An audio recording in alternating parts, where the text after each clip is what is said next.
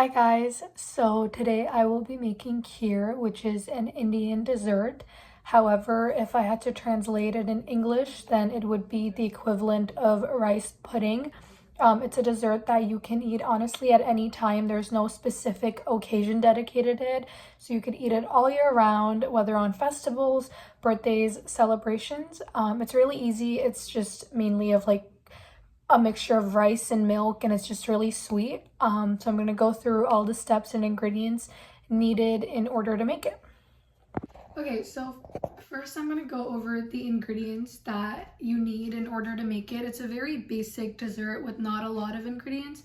So you would need 2 full glasses of milk. You can honestly use any type of milk, but the most preferred one is whole milk.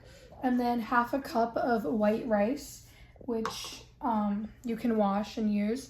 And then I have some dry fruits here. This is almonds and cashews, which we're gonna cut up later. And then you need brown sugar. Okay, so we're gonna start. The very first thing you wanna do is boil the milk. So I have this pot here, and all I'm gonna do is pour the 2 glasses of milk in the pot, and then I'm gonna put it on the stove and just let it boil until it's been like around 5 to 10 minutes. So I just put it on the stove to let it boil. However, correction, you're not supposed to put it for 5 to 10 minutes. In fact, you're supposed to put it for 30 minutes. And the reason why you let the milk boil for such a long time is because you really want it to just kind of burn a little bit and just like kind of get condensed together. This is how like the flavors really come together. And this is the milk on the pot, and I am going to cut the dry fruits meanwhile. So we have the almonds and cashews in here. What you want to do is cut it up into small pieces so it's easier when you eat it. So I'm just going to do that right now.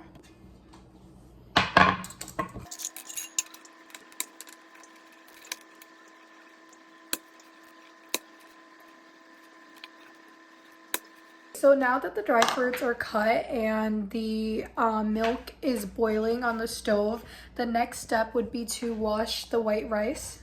Okay, so the rice has been washed. I just washed it with normal water. And over here, the dry fruits are almost done being cut up. And now all we can do is really just wait until the milk has fully boiled. Okay, so now that it has been 30 minutes, what I'm gonna do is I'm gonna put the rice inside the milk.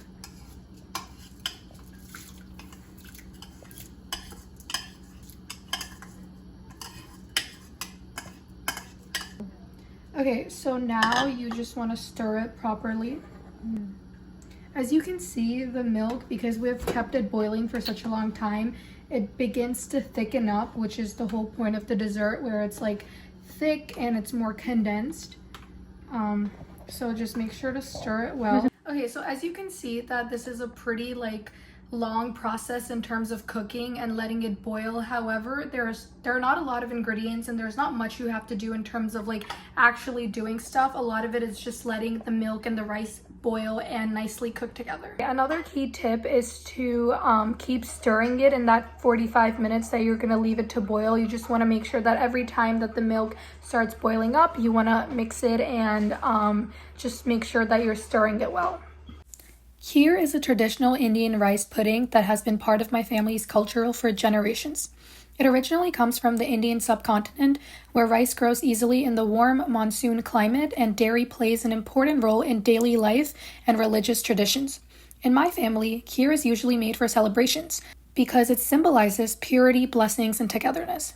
I learned to make it for my family, especially my mom, and each person adds their own touch to it, whether it be choosing different nuts or different types of milk. Over time, the way we prepare kheer has changed. For example, we now use modern tools instead of slow boiling it for hours, and globalization has introduced new variations like vegan or fusion versions.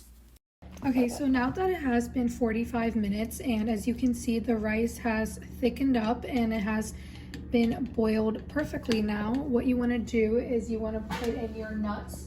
So remember the almonds and cashews we cut beforehand. What we're going to do is we're just going to put it inside of it right now, and you just want to stir it together.